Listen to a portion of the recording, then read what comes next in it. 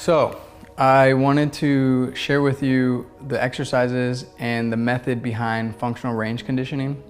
And in order for me to share this with you, I have to give you a little bit of an education on your joint. Everywhere in your body where your bones connect, you have something called a joint capsule. And what this is a 360-degree circle, like a sphere, of connective tissue where the bones meet, and that encapsulates those bones. If you cut this joint capsule in half, and you can see the inside of it, inside that sphere of connective tissue, you have the mechanical receptors, and those receptors receive information through touch. As you take your joint through 360 degrees of movement, the mechanical receptors inside that joint tissue receive information. If you limit the amount of range of motion that you put through the joint capsule, the mechanical receptors that do not receive any touch during that movement, your body will eliminate. So let me explain that another way. As I move my elbow joint in a circle, I'm trying to induce 360 degrees of information into the joint capsule. If I only take my elbow joint and I only move it like I'm hammering a nail, and I'm only going to hammer in this direction, my elbow joint is receiving information only in one direction, which is this.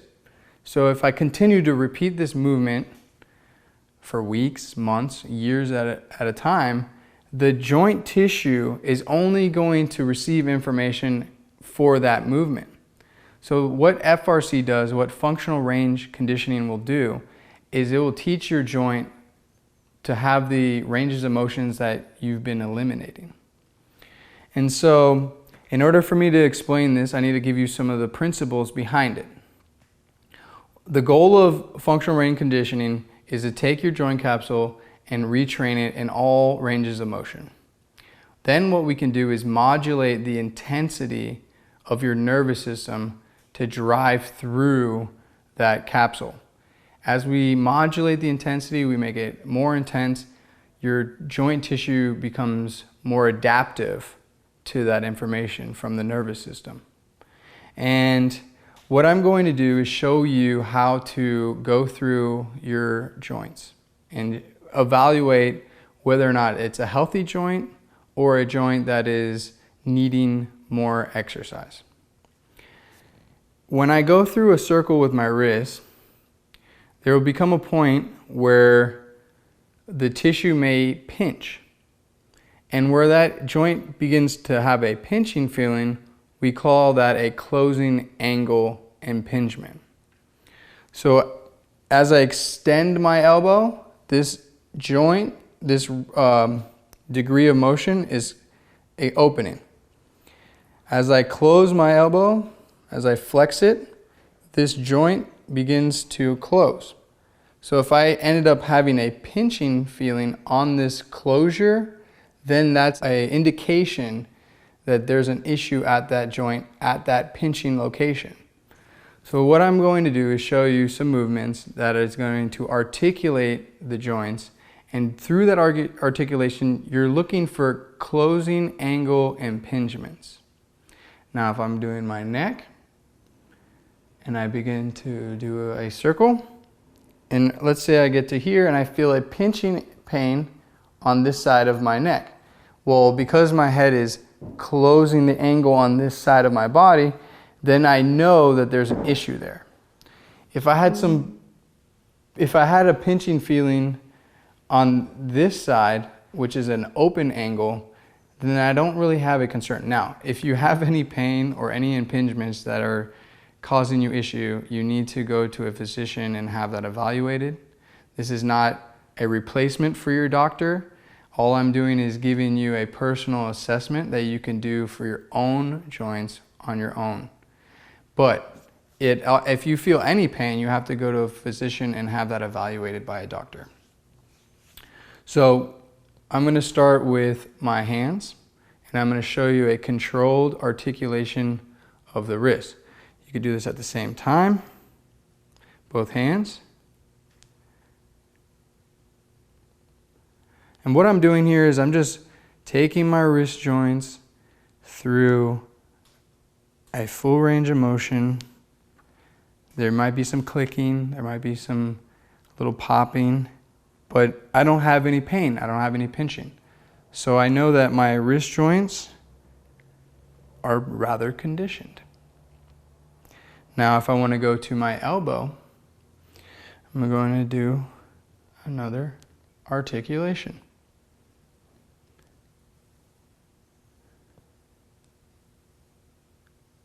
And then you'll go the opposite direction. So I want to also explain another point.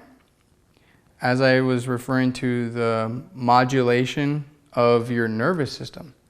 Right now I'm sitting, I'm very relaxed, and I'm just going through this motion to feel if I have any pinches, twinges in my elbow joint. If I wanted to make this a training effect, I would begin to irradiate my body. The irradiation is me driving intensity through my body. And what that will do is it will send a signal from my nervous system to the joint that I'm articulating. For right now, I'm just showing for demonstration a very basic movement. But if I really wanted to increase the intensity, I would really amplify my body. I would contract it. I would breathe heavily. And that would make the adaptation of this tissue more significant.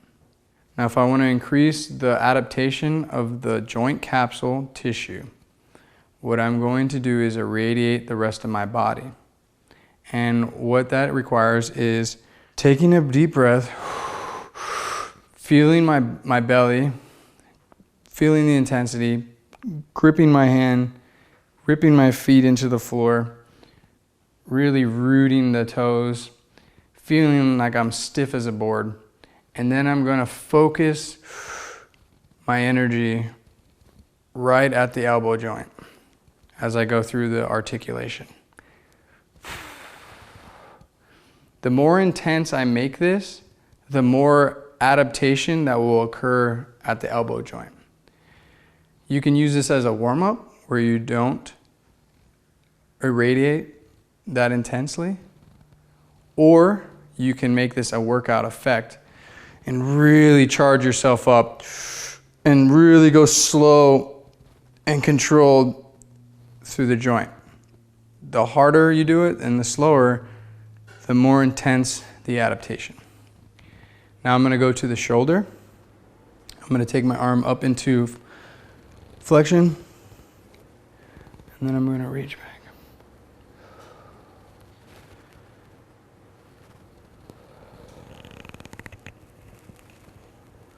So I'm trying to notice if my body is moving, if my torso is compensating for the lack of movement in the joint.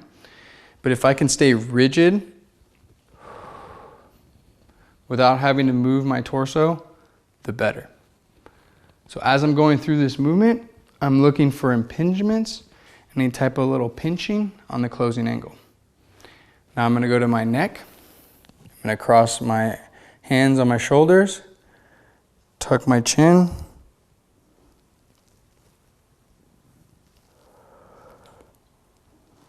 I'm imagining that I have a marker on the top of my head, and I'm drawing a circle with the marker. As I'm going around, I'm trying to make the circle bigger and bigger, looking for any type of pinch or impingement. Then I'm going to go to the spine. Again, I'm going to root my feet, irradiate my core, really stiffen myself up. I'm going to keep my hips where they are, and then I'm going to bend just at the spine. Then I'm going to rotate.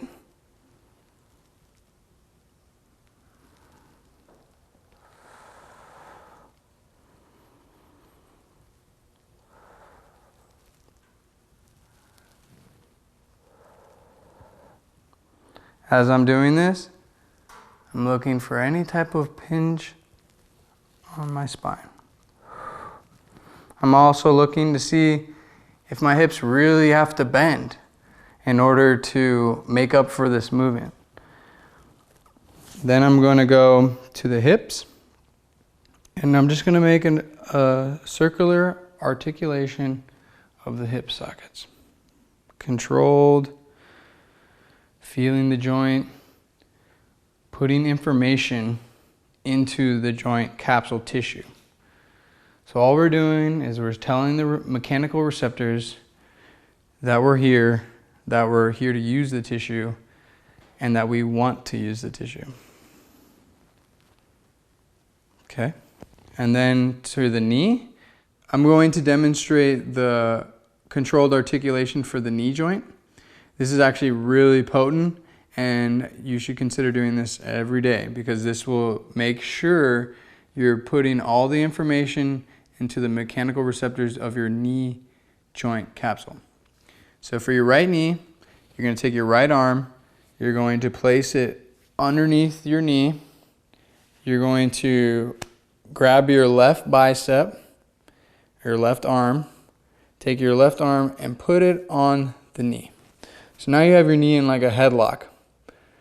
What I want you to focus on is this little nodule right here on your knee.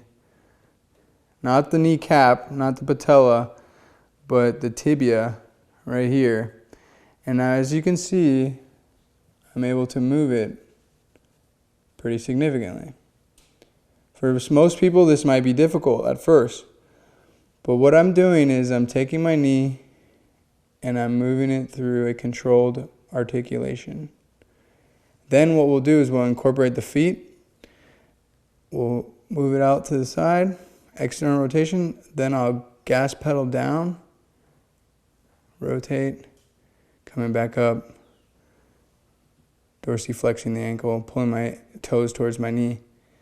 Then, as I keep my toes towards my knee, I'm going to extend the knee as I externally rotate. Then I'm going to internally rotate and then bring my knee back into flexion.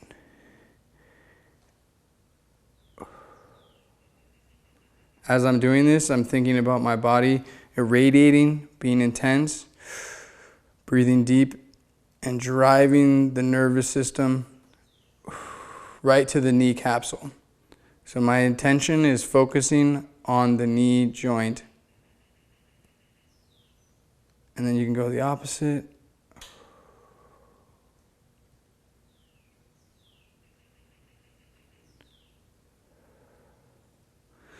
This is how you train your knee capsule. Then for the ankle, it's the same move. You're going to take your right arm, put it under, lock up. Now this time, I'm going to focus right on this tibia, and instead of having it move, I'm going to put my finger on it, and I'm going to focus on not moving it. I'm going to make the movement go right through my ankle joint.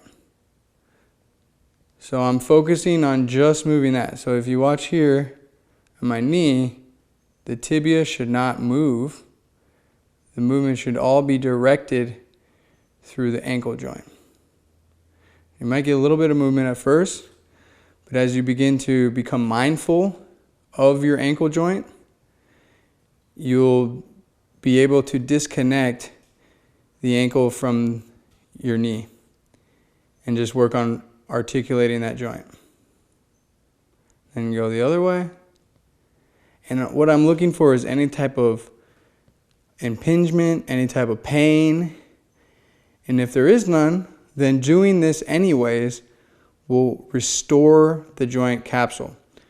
By doing this, you're putting fluid into the tissue, you're creating more cells, and this is just healthy for your overall body. I just got done showing you the controlled articulations, which is part of the functional range conditioning program. This program will allow you to assess your joint health and then also train your joint health. You can use this as a simple morning warm-up before you begin your day. So you could do your Wim Hof breathing a couple rounds, and then you do a quick set of articulations through all your joints, and you're already warmed up. You're ready to begin your day. You can get out to the garden, you can get moving to work, wherever you're gonna go, and you'll already feel and be moving better. Dr. Spina wants to make a good point about the functional range conditioning, which is if you have healthy joints, then you'll have a healthy body. So if you focus your attention on your joints versus like, oh, I want to have large muscles or I want to lose fat, if your goal is just to have healthy joints, this will make your body a lot better at moving and you'll just feel better. So let's make our attention on joint health, and then that will affect the rest of our health. And then that carries on into these 3 very basic exercises that I think anyone can accomplish if you're pain-free and are willing to do the exercises. The 3 exercises are a hip raise, a side plank, and the bird dog. And these exercises will approach your core in a way that doing crunches cannot accomplish. So I'm going to demonstrate first the hip raise with a leg extension. And what this will do is it's going to train the back side of your body. It's going to train your glutes, your butt, your hamstrings, and your back muscles, and it's going to help stabilize the back side of you. What you can do is 8 reps of this. You're going to do 4 on each side with your legs, and you could do 2 to 3 sets of this exercise. This is something you would do after your FRC controlled articulations. You're going to lay somewhere comfortable. If you're someone that has a tight neck, and when you lay down flat and you have pain from extending your neck, you're going to place a pillow or a towel rolled up behind your head so that you can lay your head comfortably on the floor. Hands by the side, feet bent, knees bent, and you're going to raise your hips towards the ceiling. That's part 1. Part 2 is you're going to extend the one leg. Hips go down, hips go up.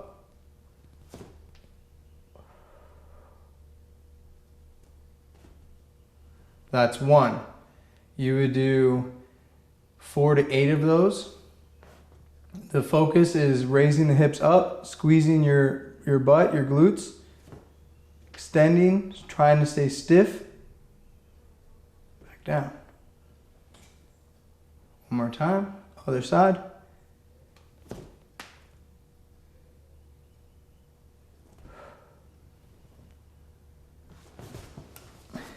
That is training all of the muscle in your back, and that's going to help stabilize your core from the backside. The next exercise I want to do is the side plank. So now we're going to hit the lateral side of your core. You're going to lay somewhere comfortable. The important part is to have this elbow underneath the armpit. This is called stacking your shoulder. You're going to take your top leg and you're going to place it in front of the bottom leg. Then you're going to let your rib cage stiffen up. We're not going to let it slag and just hang. That's not good posture. So what we're going to do is we're going to tighten this up, hand on the side, and lift. Now you would hold this for 10 seconds. Controlled breathing. And then set it down. Now if we wanted to regress, that is too difficult for people. What you're going to do is you're going to bend your knees. And then we're going to do the hip, we're going to raise our hip up, but off the knee. Keeping this rigid, keeping this tight, because right now we're focusing, strengthening the lateral core muscles.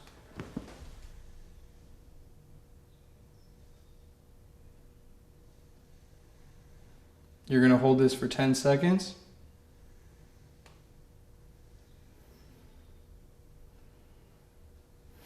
And then you'll come back down. Sit back as you do. You should do 4 sets, 2 to 4 sets. It's just, if you're just starting out, if this is your first time doing these exercises, start very simple, start very basic, and work your way up as you do these. This should be something that comes easily to you. We shouldn't pressure this at all. And as you get stronger, then you'll increase the time. So if all you can do is a couple seconds, that's fine. That's okay. As you begin to become stronger, you'll do 5 seconds, and then 10, and then you'll do sets of that. So what I would like for you to start with is 2 to 4 sets of 10 seconds, both sides. So then you'll flip over and you'll hit the other side. So we've done the hip raise with a knee extension. We've done the side plank with a regression where we bend our knees and we do it off the knee. And then the last exercise I would like you to do is called the bird dog. And what you're going to do is you're going to get into all hands and knees. This is called the quadruped. So you're going to be in this position and you're going to extend the opposite hand and the opposite leg out, straight ahead. Keeping your heel extended like you're going to push through with your heel. Hand out, and then you're going to hold this for 5 to 10 seconds. And then as you come in, you're going to sweep your hand and then come back out again.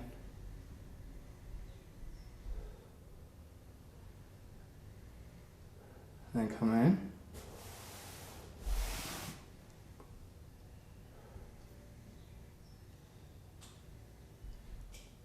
You do 5 repetitions on one side. Coming in, sweeping on your way out, holding out for 5 to 10 seconds. Again, if this is very difficult for you, what we want to do is build up. So if you can only sweep your hand out for 1 second and you're shaking, that's okay. Then we'll develop and become better at it, progress. And then you could do it for 2 seconds, and then 3, and so forth. All the way until holding out for 10 seconds. And then you'll do 5 sets, switch sides, and do another 10 seconds. That's called the bird dog. And what that's doing is it's creating core stabilization, and will really help stabilize your lower back. Dr. Stuart McGill from Waterloo University in Canada is one that is championing the bird dog. He says that doing that exercise should be a mandatory thing for every human being. He says that doing the bird dog will help stabilize your core, stabilize your spine, and when you have a stable spine, then you normally have less pain. So what we're trying to do with these exercises is get your core stabilized so that when you go out to the garden or you go out to the farm that day, your body's ready to go to do your exercise or your work or whatever you're going to do that day. You want to start with a nice routine for your daily routine. So today I wanted to share with you the Wim Hof Method, functional range conditioning, and 3 very simple exercises that will create a stable core, a stable spine, and this will get your day moving so much better. So please give it a try. Spend a couple minutes doing your breathing, making your health better, making your blood alkalinity higher, all these different health benefits just from breathing. Then I want you to take the time to stimulate your joint tissue. Go through the circular articulations and put information in your joints. They will be thanking you for all this information that you're putting into your joints. And then lastly, let's preserve your spine. If you're out there every day hitting the shovel, hitting the axe, in the garden, really working it, we want to make sure that you can continue to do these gardening activities. And if you don't have a healthy spine, if you don't have healthy joints, you're not going to be able to maintain that for a long time. And that's my goal here, is to share this information with you so that you can continue to be out in the yard, enjoying the time with your family, enjoying the food that you're growing, and just live a happier, healthier life. So please give these exercises a try. And I'm going to continue to give you lots of information. More videos are going to come because I really think it's important that you have a fit body. Now, I'm not saying you're going to go play sports or you're trying to be a model or something like that. No, I want you to have a fit body so that when you go into the garden and you go to pick your vegetables that you've been growing all season, that you're going to feel healthy and hearty while you do that.